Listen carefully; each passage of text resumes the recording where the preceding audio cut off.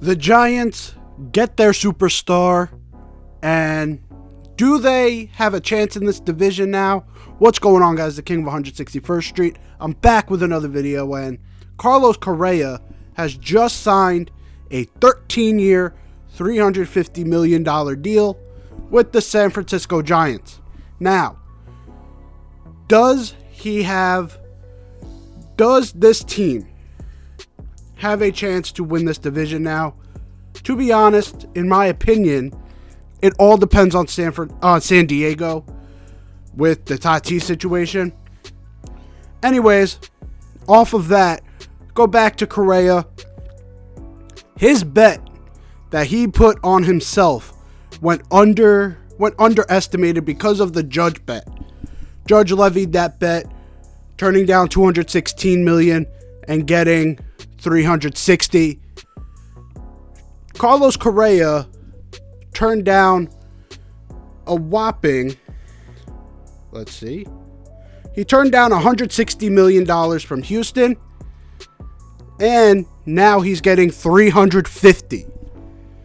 So he even made a bigger bet. And also, he made the bet of signing with the Minnesota Twins and having an opt-out in every year.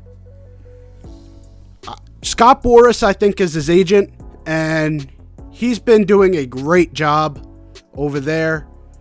It's either Scott Boras or he was with Scott Boras at one point. Anyways, whoever his agent is at this point is doing an amazing job with Carlos Correa. No matter what we think about him, because most people who watch me are Yankee fans, no matter what we think about him or what any MLB team thinks about him or whatever, the kid is fucking talented. And I know, coming from a 20-year-old about to turn 21, hearing me say kid is weird. But to know that he's only been in the league for a few years, when you list his accolades, it doesn't sound the greatest.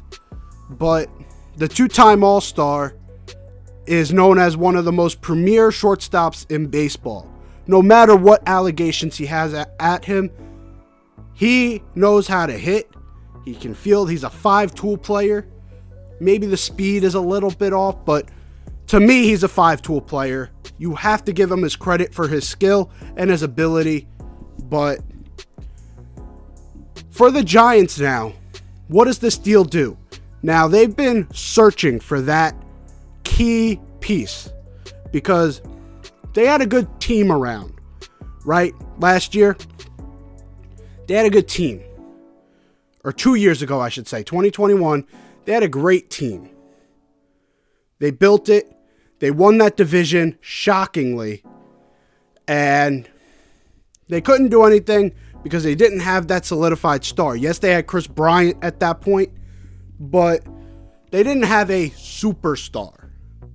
I believe Carlos Correa is that for them. They went after Judge, couldn't get him. Let's go, baby. New York on top. But they couldn't get Judge.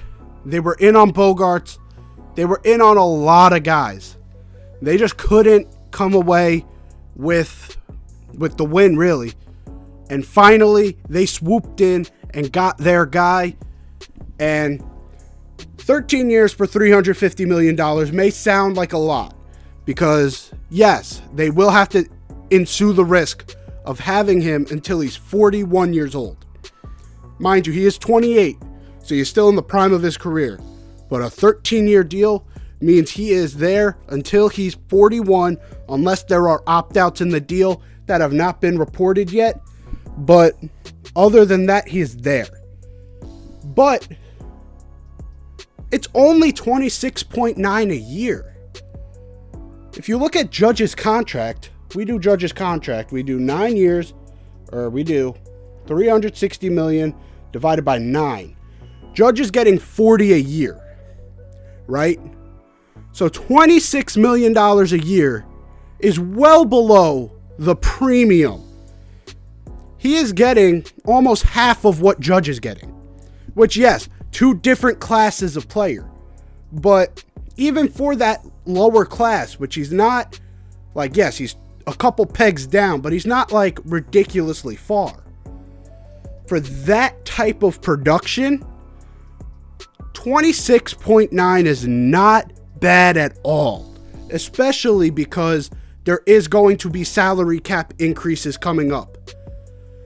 Or not salary cap, but like revenue streams, I should say, coming up over the next years, decades, whatever the new TV deals will bring in and all of that, especially if baseball can start getting the younger generation in. There will be an influx of money that is coming in to make this contract not worth anything. Like, make this contract look beautiful. So, for the Giants' sake, they did a good job here because they were willing to overpay to get Judge. They wanted to give him that 10th year for the $400 million. Now, instead of $40 million, you got your guy to put around a really deep team for almost half of that. So, for San Francisco, this is a great deal.